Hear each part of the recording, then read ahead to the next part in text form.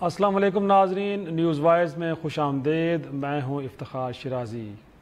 ناظرین، کسی شاعر نے بڑا خوب کہا تھا کہ انسان کو بیدار تو ہو لینے دو، ہر قوم پکارے گی ہمارے ہیں حسین۔ اس میں کوئی شک نہیں ہے کہ واقعہ کربلا محض امام عالی مقام امام حسین علیہ السلام، اہل بیت اور ان کے جانثاروں کی قربانی کا نام نہیں ہے، بلکہ اپنے اندر ایک مکمل فلسفہ حیات سموئے ہوئے ہے۔ اور کہا جاتا ہے کہ حق و باطل کی لڑائی میں ظلم کے خلاف ڈٹ جانا اور سچائی کا علم بلند کرنا، یہی حسینیت ہے۔ آج کے اس محرم اسپیشل شو میں ہم واقع کربلا سے جڑی کچھ حقیقتوں کا ذکر کریں گے اور ساتھ میں یہ بھی جاننے کی کوشش کریں گے کہ مذہبی ہم آہنگی کے حوالے سے جو تفصیلی ایک بحث چھڑی ہے، اس میں بھی ہم چاہیں گے کہ کچھ اپنا حصہ ڈالیں، اور وہ ہے کہ آگے کیسے ممکن ہے، اور بالخصوص اس بات کا بھی ذکر کریں گے کہ ہمارے معاشرے میں بین المذاہب مکالمے اور مختلف فرقوں کے درمیان جو رابطوں کا فقدان ہے وہ کیوں ہے، ایسا کیوں ہے، اور ساتھ میں یہ کہ امام عالی مقام کی جو تعلیمات ہیں وہ ہمارے لیے کتنی اہم مشعل راہ ثابت ہو سکتی ہیں۔ اور سب سے اہم نقطہ یہ ہے کہ مذہبی رواداری کو فروغ دینے کے میں جو بڑی رکاوٹیں ہیں وہ کون کون سی ہیں، اور ان کو عبور کرنے کے لیے ہمیں واقع کربلا سے کیا درس ملتا ہے۔ آج کے اس شو کے اندر ہمارے ساتھ شریک گفتگو ہیں بڑے قابل احترام میرے مہمان خورشید ندیم صاحب، محقق ہیں اور ایک ٹیلی ویژن کے اوپر پروگرام بھی کرتے ہیں، میزبان ہیں آپ۔ ان کے ساتھ ثاقب اکبر صاحب، آپ ایک شاعر مذہبی اسکالر ہیں، آپ کا بھی بہت شکریہ۔ تو ثاقب صاحب، میں چاہوں گا کہ گفتگو کا آغاز سب سے پہلے میں آپ سے کروں۔ بڑا ایک بنیادی سا سوال ہے، لیکن یقینی طور پہ ہمارے ناظرین کے لیے بڑا ضروری ہے جاننا کہ فلسفہ کربلا ہے کیا آپ کے نزدیک؟ آپ کیا سمجھتے ہیں کہ وہاں سے کیا ایک چیز ہمیں ملتی کیا ہے؟ دیکھیے، میرا خیال یہ ہے کہ امام حسین علیہ السلام اور ان کے اقدام کو جاننے کے لیے قرآن و سنت میں اور خود نبی پاک نے جو کچھ امام حسین علیہ السلام کے بارے میں فرمایا، ایک اس کو جاننا ضروری ہے۔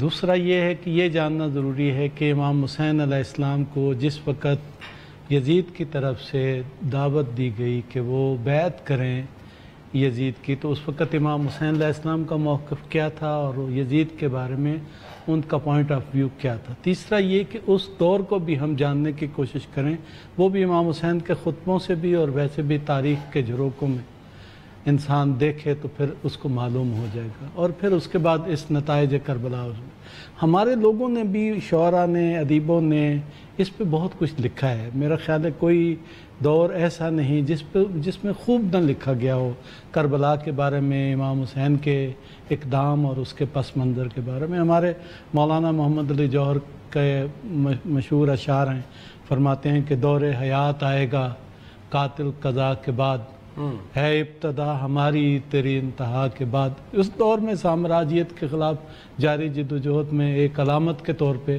امام حسین علیہ السلام کو وہ یوں استفادہ کرتے ہیں کہ دور حیات آئے گا قاتل قضا کے بعد، ہے ابتدا ہماری تیری انتہا کے بعد، قتل حسین اصل میں مرگ یزید ہے، اسلام زندہ ہوتا ہے ہر کربلا کے بعد۔ جو آپ نے کہا نا کہ ظلم کے خلاف ایک اقدام کا اور اس کے سامنے سر نہ جھکانے کا ایک استعارہ ہے۔ امام حسین علیہ السلام کو جب بیعت کے لیے بلایا گیا مدینے میں، ولید جو اس وقت گورنر تھا یزید کی طرف سے، تو امام حسین علیہ السلام نے کہا نحن اہل بیت النبوہ و معدن الرسالہ، ہم اہل بیت نبوت ہیں، ہم رسالت کی کان ہیں، وہ محبت الرحمہ، اور رحمت کا ہمارے اوپر برستی آتی، وہ مختلف الملائکہ، ملائکہ کا ہمارے ہاں آنا جانا ہے۔ پھر انہوں نے کہا کہ یزید جو ہے وہ ناحق قتل کرنے والا ہے، وہ لوگوں پہ ظلم کرنے والا ہے۔ پھر اور بھی کئی خطبوں میں آپ نے ارشاد فرمایا کہ اس نے بیت المال کو بے دردی سے وہ جس طرح سے خرچ کرتا ہے، اس کو یہ قابل قبول نہیں۔ کہا تم دیکھتے نہیں ہو کہ حق پر عمل نہیں کیا جا رہا اور باطل سے روکا نہیں جا رہا؟ تو یہ ساری اس وقت کی سوسائٹی کی صورتحال تھی۔ تو پھر امام نے اس موقع پہ یہ بھی کہا کہ مثلی لا یبایع مثلہ، مجھ جیسا یزید جیسے کی بیعت نہیں کر سکتا۔ تو حقیقت یہ ہے کہ دنیا میں کئی دفعہ ایسے مواقع آتے ہیں کہ جب آدمی دیکھتا ہے کہ ہر طرف تیرہ و تار ہے معاشرہ اور ظلم سے اٹا ہوا ہے، تو ایسے میں جب انسان سوچتا ہے کہ اس کے خلاف اٹھے تو ایک امام حسین ایک علامت کے طور پر اس کے سامنے آتے ہیں، اور یہ پوری امام حسین کی شہادت کے بعد کی پوری اسلامی دنیا کی تاریخ میں ہم دیکھتے ہیں کہ ہمیشہ بنی امیہ کے خلاف اٹھے لوگ تو یہ استعارہ استعمال کیا، بنی عباس کے ظلم ہوئے تو انہوں نے اس کو اور خود اپنا فاطمیون جب اٹھے تو انہوں نے بھی امام حسین علیہ السلام کا نام. تو آج بھی جب لوگ صرف یہ ہے کہ بعض لوگ سوء استفادہ کرتے ہیں اس نام سے یا اس سے، ہر آدمی جو بھی اپنا نقطہ نظر اختیار کرتا ہے کہتا ہے میں ہی امام حسین کا نمائندہ ہوں اور حسینیت کا پرچم بردار میں ہوں. اس پہ بہت سوچنا ہے، سمجھنا ہے، اور پھر یہ کہ ہر وقت یہ دور نہیں ہوتا کہ انسان اٹھے اور اٹھ کے اس طرح سے، یعنی اس کو انالیسس کرنا ہے کہ کیا یعنی امام حسین علیہ السلام کو بیعت پر مجبور کیا گیا اور بیعت سے آپ نے انکار کر کہا میرا جیسا اس کی بیعت میں، تو دیکھنا یہ ہے کہ کیا وہ بیعت اگر مثلا طلب نہ کرتا تو پھر امام حسین کیا اقدام کرتے. خورشید صاحب یہی نقطہ میں آپ کی طرف لے کے آتا ہوں، حق کے لیے قیام، اس کے بعد اتنی بڑی بے مثال قربانی، یقینی طور پہ بہت بڑی میراث ایک چھوڑ کے گئے امام علی مقام، لیکن کیا ہم سمجھتے ہیں کہ یہ صرف مسلمانوں تک محدود ہے یا ان کا میسج بڑا آفاقی تھا اور ریلیجن سے کہیں اوپر جا کے تمام مذاہب کے لیے، اور کوئی بھی اگر حق کے لیے کھڑا ہوتا ہے تو مشعل راہ پھر کربلا کے امام حسین ہیں؟ صحیح کہا آپ نے، جو گفتگو جہاں ختم کی انہوں نے، میں اس کو آگے بڑھاتا ہوں کہ سیدنا حسین رضی اللہ عنہ کی سیرت سے لوگ اپنے اپنے ظرف کے مطابق استفادہ کرتے ہیں. صحیح. اور بالعموم یہ ہوتا ہے کہ پہلے سے ذہن میں کچھ قائم خیالات ہیں، اس کے لیے ہم جب تاریخ سے کوئی مثال تلاش کرنا چاہتے ہیں تو اپنی مرضی سے تاریخ کو استعمال کرتے ہیں. صحیح. یہ ہم ظلم صرف تاریخ کے ساتھ نہیں کرتے، احادیث کے ساتھ بھی کرتے ہیں، قرآن مجید کے ساتھ بھی کرتے ہیں. درست. جب کربلا کا حادثہ ہوا تو سیدنا حسین رضی اللہ عنہ کی عمر کم و بیش 60 برس کی تھی. اس کا مطلب یہ ہے کہ 60 برس انہوں نے زندگی کے اس سے پہلے ایک معاشرے کے اندر، ایک مسلم معاشرے کے اندر گزارے تھے. اس میں سے کئی سال ایسے بھی تھے کہ جس میں سیاسی نظم ویسا نہیں تھا جیسے وہ خیال کرتے تھے یا جو ان کی جو آئیڈیلز تھے اس کے مطابق تھے. بہت سارے لوگ اس سے اختلاف بھی کرتے تھے، لیکن اقدام کوئی نہیں کیا سیدنا حسین نے. اقدام اس وقت کیا جب کربلا کا حادثہ ہوا، جب ہم کہتے ہیں کہ جس کو ہم ابھی بیان کر رہے ہیں. اگر سیدنا حسین کی پوری زندگی ہمارے لیے نمونہ ہے، اور اس میں کیا شبہ ہے کہ نمونہ ہے، تو اس کا مطلب یہ ہے کہ وہ پوری زندگی سامنے رکھتے ہوئے ہمیں اس سے استفادہ کرنا چاہیے کہ وہ کیا حالات ہوں، وہ کیا معاملات ہوں، خرابی کس سطح کی ہو کہ آپ اقدام کے مرحلے پر آئیں اور نکلیں، اور اس طرح سے نکلیں کہ گھر بار سب کچھ آپ اس کے لیے لوٹا دیں. یہ ساری چیزیں کانٹیکسٹ ڈیفائن کرتا ہے. اصل میں ہم بالعموم کسی واقعے کو اس کے پس منظر سے ہٹاتے اور ساری زندگی سے الگ کرتے اور پھر اس سے نتائج اخذ کرتے ہیں. میرے نزدیک سیدنا حسین کی پوری زندگی رضی اللہ عنہ ہمارے لیے مثال ہے، اور اس میں وہ دور بھی مثال ہے جو فسانِ کربلا سے پہلے آپ نے گزارا، اور وہ بھی کہ جو فسانِ کربلا کے وقت گزارا، اور اس میں آپ نے آخری درجے میں جو زندگی کی سب سے عزیز متاع ہے، اولاد بھی، مال بھی، جان بھی، وہ سب کچھ انہوں نے جس کو درست سمجھا اس کے لیے قربان کر دیا. اس طرح کی شخصیات جو آپ نے سوال کیا، جب ہم اس تناظر میں دیکھتے ہیں تو وہ پھر زمان و مکان اور گروہوں سے اٹھ جاتے ہیں. صحیح. کربلا کا واقعہ بھی اب دیکھیے تو ایک واقعہ نہیں، ایک استعارہ ہے. واقعہ تو زمان و مکان میں قید ہوتا ہے. آپ بھی اخبار سے تعلق رکھتے ہیں، جب ہم کو واقعہ بیان کرتے ہیں تو ہم کہتے ہیں مورخہ فلاں کو یہ واقعہ ہوا، لیکن وہ واقعہ جب زمان و مکان سے اٹھ جاتا ہے تو وہ استعارہ بن جاتا ہے. تو سیدنا حسین کا معاملہ بھی یہ ہے کہ 14 صدیاں ہو گئیں کم و بیش، اور وہ واقعہ تو ہو گیا، تاریخ کا حصہ بن گیا، لیکن وہ استعارے کی شکل میں زندہ ہے، ختم نہیں ہوتا. استعارے پھر کسی کی ملکیت نہیں رہتے، کسی گروہ کی ملکیت نہیں رہتے، کسی خاص مذہب کے ماننے والوں کی ملکیت نہیں رہتے، بلکہ اس کے اندر جو اس کا جوہر ہے، ایسنس ہے، اس کو لوگ تلاش کرتے اور اس سے روشنی پاتے ہیں. اور یوں چراغ سے چراغ جلتا ہے اور انسان کی تاریخ کے اندر روشنی پھیلتی چلی جاتی ہے. تو سیدنا حسین جس پس منظر میں، جس گود میں وہ پلے، جس باپ کے ہاں وہ پلے، سیدنا محمد صلی اللہ علیہ وسلم کی بھی چند برس بہت کم عمری میں وہ تھے، 4-5 سال کے تھے کہ جب سیدنا محمد صلی اللہ علیہ وسلم دنیا سے رخصت ہو گئے. تو چند برس رسالت مآب صلی اللہ علیہ وسلم کی گود میں کھیلنے کا بھی ان کو موقع ملا. تو یہ سارا صحابہ کا دور دیکھا اپنی زندگی کے اندر. حضرت عمر کا دور دیکھا، حضرت عثمان کا دور دیکھا، حضرت علی کا دور دیکھا، حضرت معاویہ کا دور دیکھا.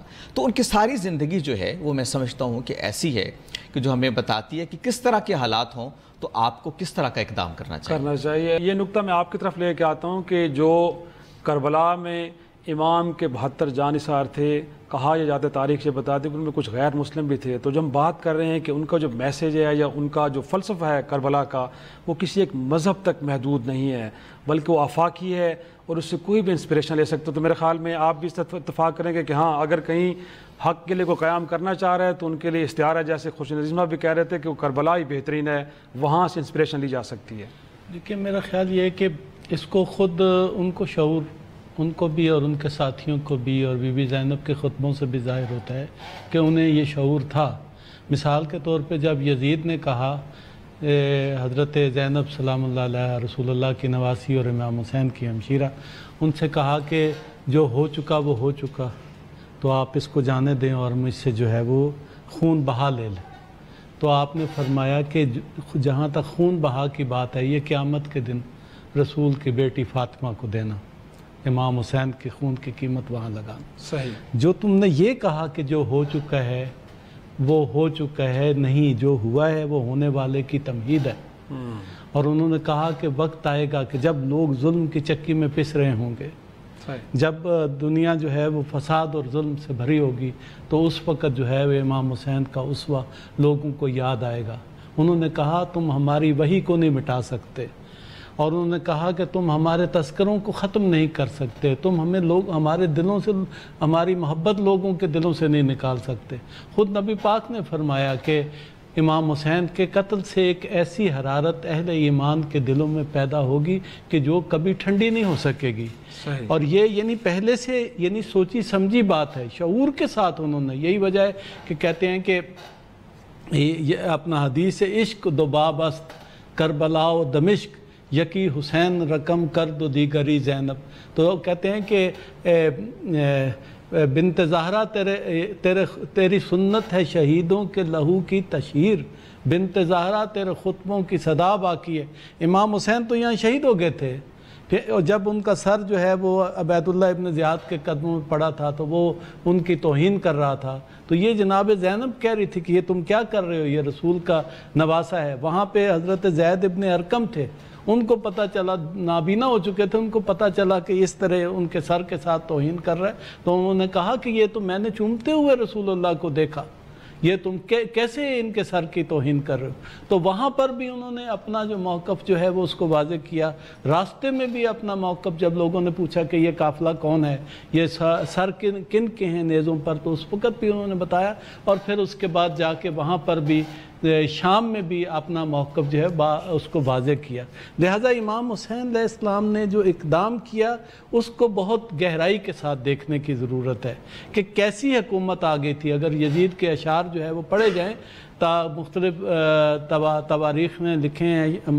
مسعودی نے یہ لکھا ہے کہ اس نے کہا کہ آج میرے احد کے بدر کے میرے شہداء ہوتے تو وہ مجھے کہتے شاباش یزید تو نے ہمارے قتل کا جو ہے وہ بدلہ لے لیا. تو اس کا مطلب ہے وہی دور جاہلیت کی نمائندگی کر رہا تھا. اس نے کہا کہ نہ کوئی خبر آئی ہے، نہ کوئی ملک آیا ہے، نہ کوئی جبریل آیا ہے. یہ تو انہوں نے حکومت کے لیے بنی ہاشم نے ایک ڈھونگ رچا رکھا تھا. اس کا مطلب ہے بیٹھا تو ہوا اس مسند پہ تھا جہاں اسلام کی اور نبی کی نمائندگی کرتا تھا، لیکن اسی کا انکار کر رہا تھا. انکار کرتے ایک چھوٹا سا بریک لیتے ہیں. بریک کے بعد باقی ذکر یہ بھی کریں گے کہ بین المذاہب ہمانگی اور پھر فرقہ وارانہ ہمانگی کے لیے کربلا سے ہمیں کیا میسج ملتا ہے. ایک چھوٹی سی بریک کے بعد ڈسکس کرتے ہیں.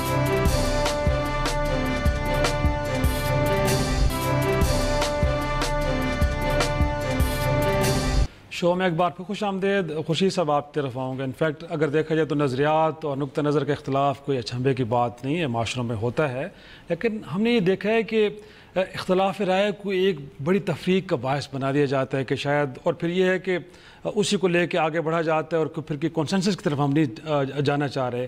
آپ کو کیا لگتا ہے بنیادی وجوہات اس کی کیا ہیں؟ کیا مذہبی عقیدے کی کمزوری اس کی بنیادی وجہ ہے، یا پھر عدم برداشت معاشرے میں آ گئی؟ پرابلم کہاں پہ آپ کو نظر آ رہا ہے؟ اختلاف دو طرح کے ہوتے ہیں. ایک اختلاف ہے مفاد کا. جی، جب آپ میدان میں نکلتے ہیں، کوئی چیز اچیو کرنا چاہتے ہیں، اس میں اقتدار اچیو کرنا چاہتے ہیں، تو پھر وہ لوگ جو آپ کے اقتدار کے راستے میں حائل ہوتے ہیں وہ آپ کے خلاف ایک دوسرا محاذ کھڑا کرتے ہیں. آپ ان کے خلاف ہوتے ہیں، وہ آپ کے خلاف ہوتے ہیں. صحیح. یہ مفاد کا ہے. ایک زمین کا ٹکڑا ہے، اس کے لیے آپ بھی لڑتے ہیں، میں بھی لڑتا ہوں. صحیح. یہ اختلاف مفاد کا اختلاف ہے. وفات کے اختلاف میں اس کا امکان ہوتا ہے کہ لوگ اخلاقیات کو بھی پامال کریں، لوگ ایک دوسرے سے کی گردنیں ماریں، اور اس سے یہ ہوتا ہے کہ بحیثیت مجموعی معاشرہ اضطراب کا، انتشار کا اور ایسے حالات کا شکار ہو جاتا ہے کہ جس میں زندگی دو بھر ہو جاتی ہے۔ ایک اختلاف وہ ہوتا ہے کہ جس میں ہم کسی چیز کو سمجھنے کی کوشش کرتے ہیں، کوئی متن ہے ہمارے سامنے، کوئی ٹیکسٹ ہے، اس کو ہم سمجھنے کی کوشش کرتے ہیں، آپ اپنے زاویے سے دیکھ رہے ہیں، میں اپنے زاویے سے دیکھ رہا ہوں۔ یہ اختلاف اصل میں معاشرے کو آگے لے جاتا ہے، اس کے اندر غور و فکر کے نئے نئے رجحانات پیدا کرتا ہے۔ مسلمانوں کی تاریخ میں بھی دونوں طرح کے اختلافات پائے جاتے ہیں۔ ایک اختلاف ہوا ہے جس میں ہم نے دین کو سمجھنے میں ایک دوسرے سے اختلاف کیا، جس سے فقہی مکاتب وجود میں آئے۔ ایک اختلاف وہ ہے جس میں ہم نے سیاسی اصولوں پہ اختلاف کیا، اور اس کے بعد پھر لوگوں کے اندر فرقے اور محاذرائی شروع ہونا شروع ہو گئی۔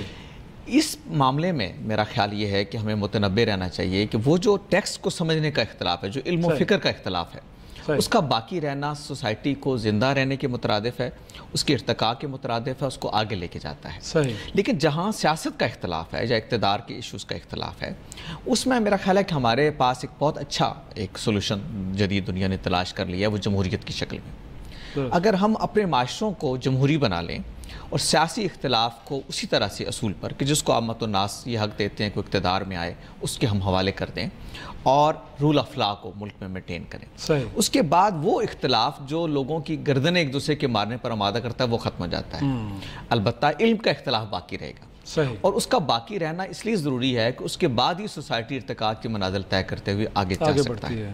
ہمارے جو ماضی ہے وہ اصل میں ہم کو یہ سکھاتا ہے کہ زندگی مسلمان کی حق کی زندگی ہوتی ہے۔ میں جو دنیا میں آیا ہوں، میں حق کی شہادت دینے کے آیا ہوں۔ رسالت مآب صلی اللہ علیہ وسلم کے بارے میں قرآن مجید نے کہا کہ آپ دنیا پہ شہادت حق دینے کے لیے آئے تھے، لِتَكُونُوا شُهَدَاءَ عَلَى النَّاسِ وَيَكُونَ الرَّسُولُ عَلَيْكُمْ شَهِيدًا۔ مسلمانوں سے یہ کہا گیا کہ رسول تم پر گواہ ہے اور تم دنیا پر حق کے گواہ بن کر کھڑے ہو جاؤ۔ تو بطور مسلمان ایک ہماری ذمہ داری ہے، جیسے ہم سیدنا حسین کا ذکر کر رہے تھے کہ وہ اپنے زمانے میں شہادت حق کے لیے کھڑے ہو گئے، اسی طرح کی ہماری ذمہ داری ہے کہ ہم اپنے اختلافات کو ان آداب کے تحت حل کریں جو ظاہر ہے کہ دنیا میں جیسے میں نے کہا کہ جمہوری اصولوں کے مطابق آپ سیاسی اختلافات کو حل کر سکتے ہیں، لیکن حق کے علمبردار بن کر کھڑے ہوں۔ حق کے ساتھ جو وابستگی ہے مسلمانوں کی، بدقسمتی یہ ہو گئی آج کے دور میں کہ ہم نے اسلام کو ایک عصبیت سمجھ لی ہے۔ ہم یہ سمجھتے ہیں کہ آپ مسلمان ہیں، یہ مسلمان ہے، میں مسلمان ہوں، اب ہم کو سب کو ایک دوسرے کا ساتھ دینا چاہیے چونکہ ہم مسلمان ہیں۔ جو دین ہم جانتے ہیں، جو اللہ کے رسول صلی اللہ علیہ وسلم لے کے آئے، وہ یہ کہتا ہے کہ نہیں، تمہیں قائم بالقسط حق پر، انصاف پر کھڑا ہونا ہے۔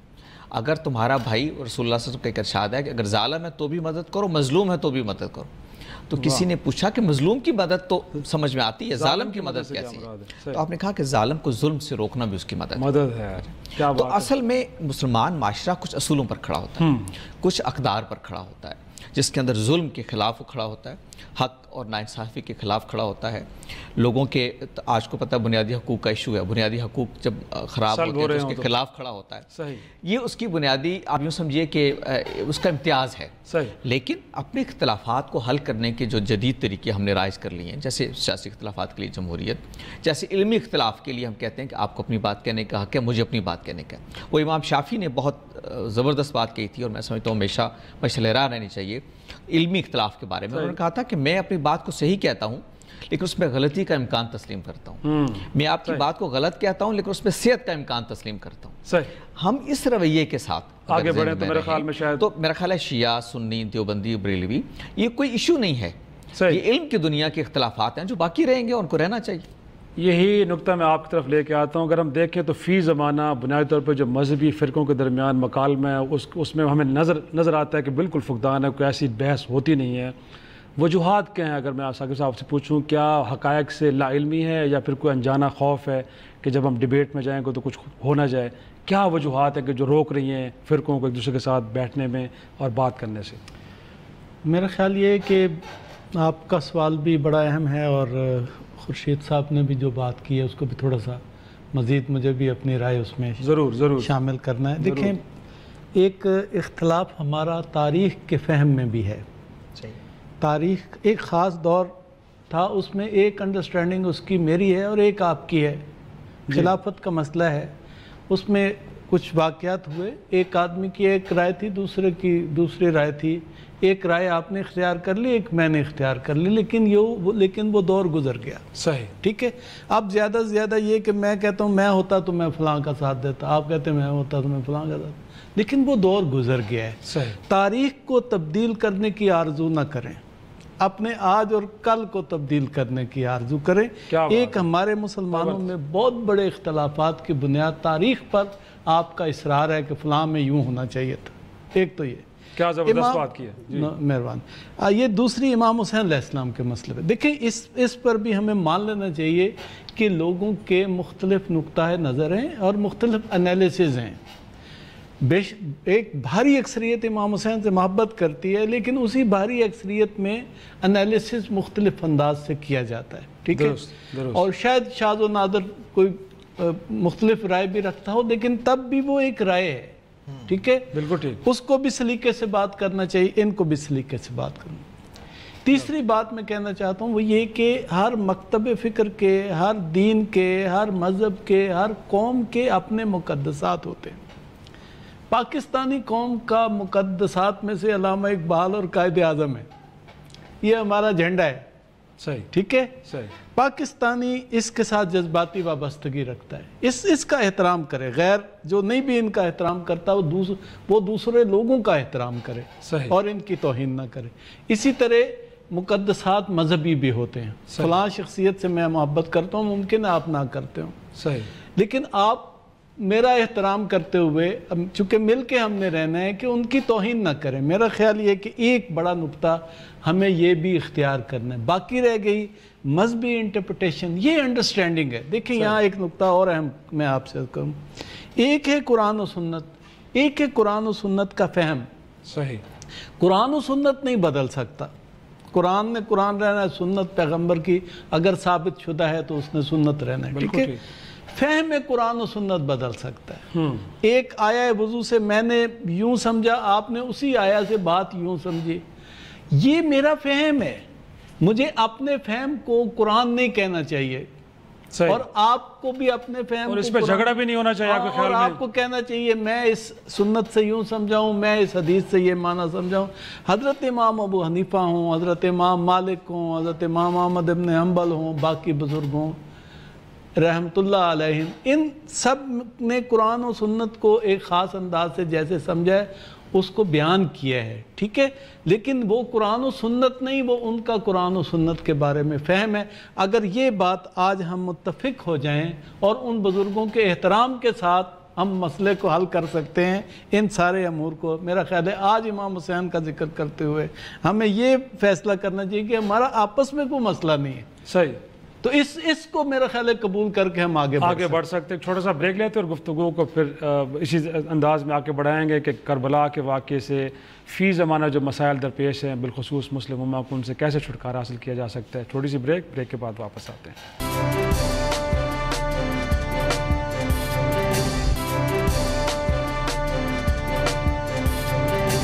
شو میں ایک بار پھر خوش آمدید. لاہور سے ہمیں جوائن کیا ہے مولانا راغب نعیمی صاحب. آپ کی اجازت سے اگر میں پہلے مولانا صاحب کی طرف چلوں.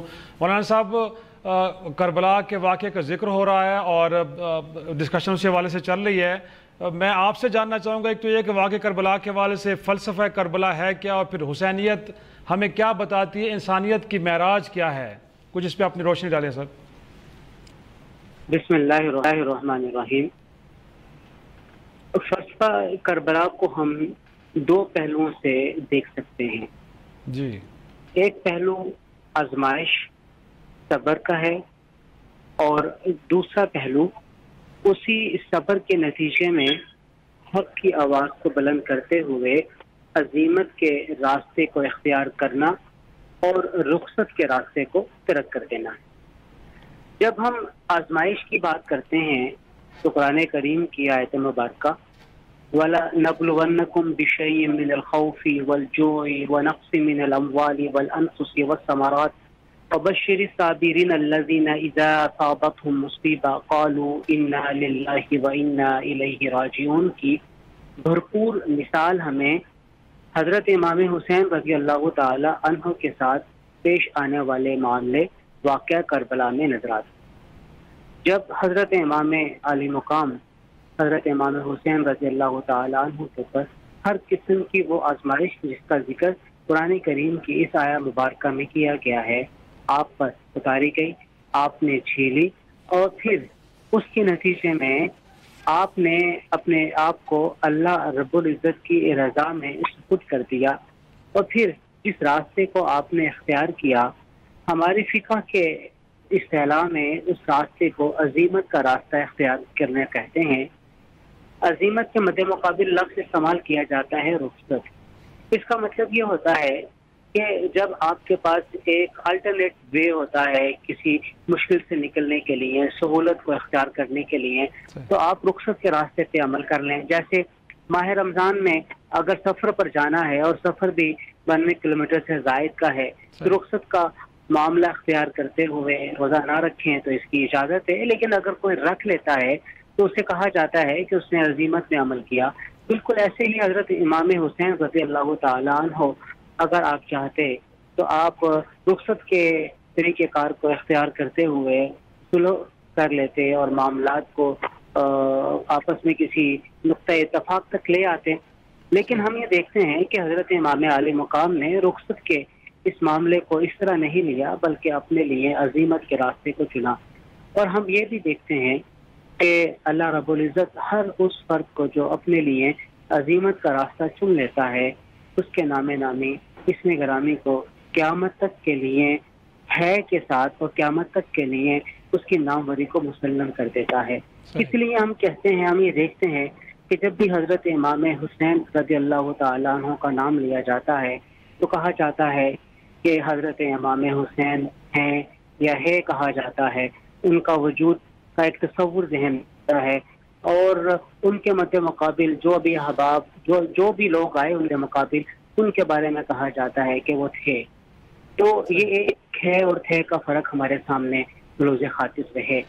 اور سب سے اہم بات یہ ہے کہ حضرت امام حسین رضی اللہ تعالی عنہ نے اس نبی کریم صلی اللہ علیہ وآلہ وسلم کی پیش گوئی کو یا اس آپ صلی اللہ علیہ وآلہ وسلم کے فرمان کو سچ کر دکھایا، جو آپ کے بارے میں، آپ کی شہادت کی پیش گوئیوں کے بارے میں آپ کی پیدائش کے بعد ہی زبان زد عام ہو گیا تھا کہ نبی کریم صلی اللہ علیہ وآلہ وسلم نے بڑے واضح انداز میں ایک طرف آپ کو جنت کے سرداروں میں سے ایک سردار قرار دیا تو دوسری طرف آپ کی شہادت کی پیش گوئی بھی کی۔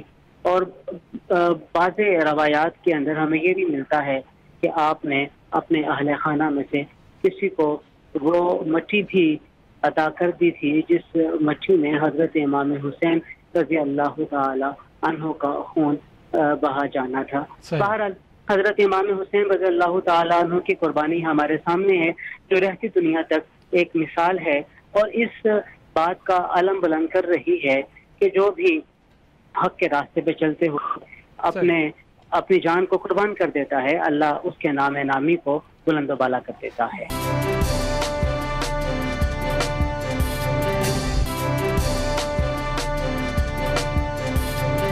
خورشید صاحب کی طرف یہ معاملہ میں لے کے چلتا ہوں، جیسے مولانا صاحب بھی فرما رہے تھے کہ وہ ہیں، تھے کا صیغہ ان کے لیے استعمال نہیں ہوتا، تو اس وقت ہم دیکھتے ہیں حقیقتاً تو مسلمان فرقوں میں بٹے ہوئے ہیں۔ اتنی بڑی ایک مثال موجود ہے، ان کے علم کے نیچے تمام یقینی طور پہ لوگ اکٹھے تھے۔ پھر جیسے میں نے کہا کہ تاریخ یہ بتاتے کہ کچھ غیر مسلم بھی تھے کہ جو جھنڈے کے نیچے جا کے کھڑے ہوئے، علم کے نیچے جا کے کھڑے ہوئے۔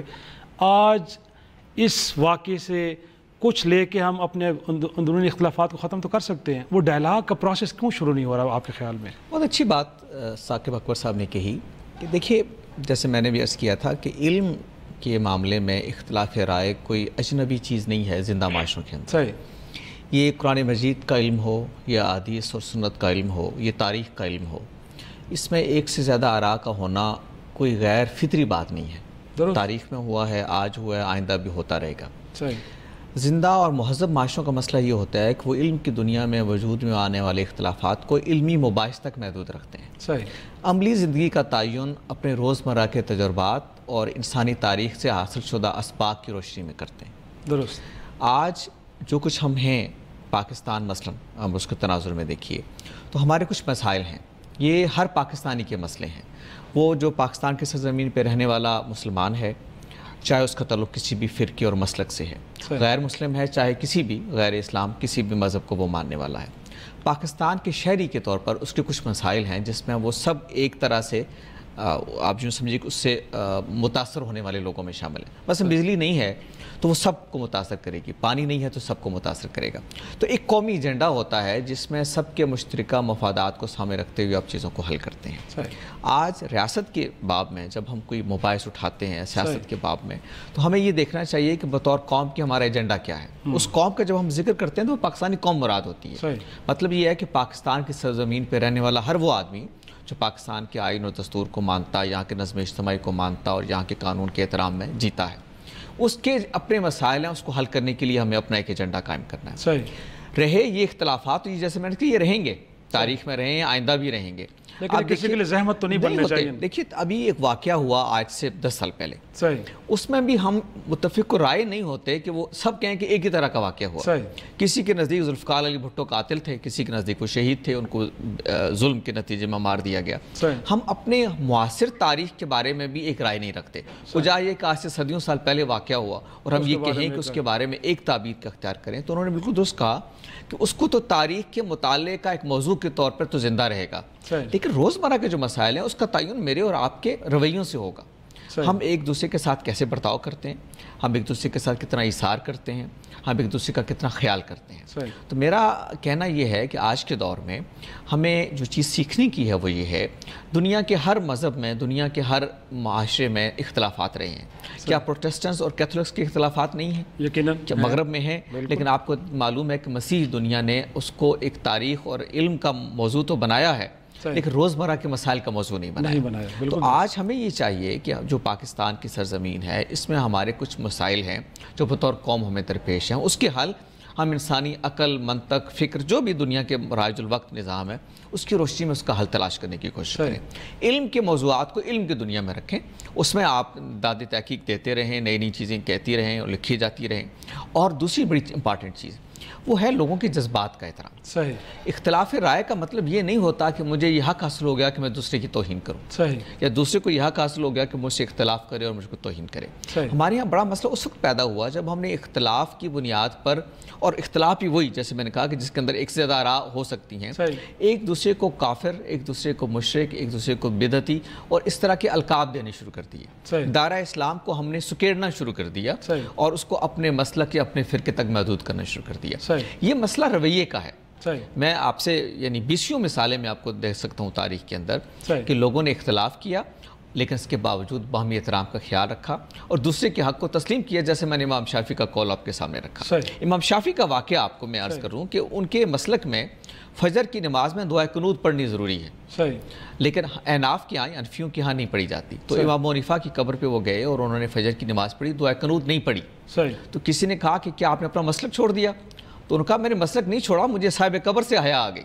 ان کے احترام میں میں اس کا مطلب یہ ہے کہ یہ بہت ساری چیزیں. میں آپ سے آخری بات عرض کرتا ہوں کہ اس وقت مسلمانوں کے جو دین کا بنیادی ڈھانچہ ہے، نماز، روزہ، حج، زکوٰۃ، توحید، رسالت، اس میں مسلمانوں کے فرقوں کے درمیان کوئی اختلاف نہیں ہے. یعنی ایسا نہیں ہو سکتا کہ ہم اکٹھا روزہ بھی رکھ سکتے ہیں، اکٹھا حج کر سکتے ہیں، اکٹھی نماز پڑھ سکتے ہیں، رکعتوں کا مسئلہ، اوقات، کوئی بنیادی ڈھانچے میں اختلاف نہیں ہے. تو میرا مطلب ہے کہ ان چیزوں کو اگر اس جگہ محدود رکھیں گے، اپنی جگہ جہاں وہ ہیں، تو پھر میرے خیال میں بہتر انداز میں آگے بڑھ سکتے ہیں. لیکن اگین اگر بات کریں کہ اس میں کوئی ریاست کا کردار بھی آپ کو نظر آتا ہے کہ ریاست بھی اگر اپنا رول پلے کرے تو یہ اختلاف رائے خوبصورت انداز میں آگے بڑھے بجائے کہ لوگوں کے لیے زحمت بنے. دیکھیں میں ایک آپ سے کہوں کہ ایک تو یہ کہ مسئلہ ہمارے ہاں شدت پسندی فقط مذہب میں نہیں ہے، سیاست میں بھی ہے، قومیتوں کے مسائل میں بھی ہے، دیگر مسائل. یعنی کس قدر کیا یہ سارے جو پاکستان میں قتل و غارت ہو رہے ہیں یہ سارے مذہبی عنوان سے ہو رہے ہیں، دیگر بھی بہت سارے بنیادوں پہ، قومیتوں کے بنیاد پہ، بالکل آپ ٹھیک کہہ رہے ہیں، بنیادوں پر بھی ہو رہے ہیں. اور میرا خیال یہ ہے کہ اس کو فقط ایک چیز کو ٹارگٹ کرنا ٹھیک نہیں، نمبر 1.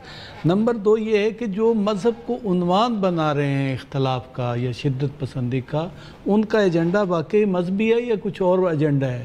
बड़ा अहम नुक्ता आपने उठाया। सियासी एजेंडा है उनका, बिल्कुल ठीक है। वो मज़हब को इस्तेमाल कर रहे हैं। बैरूनी एजेंडा है, यहाँ पे मज़हब को इस्तेमाल कर रहे हैं।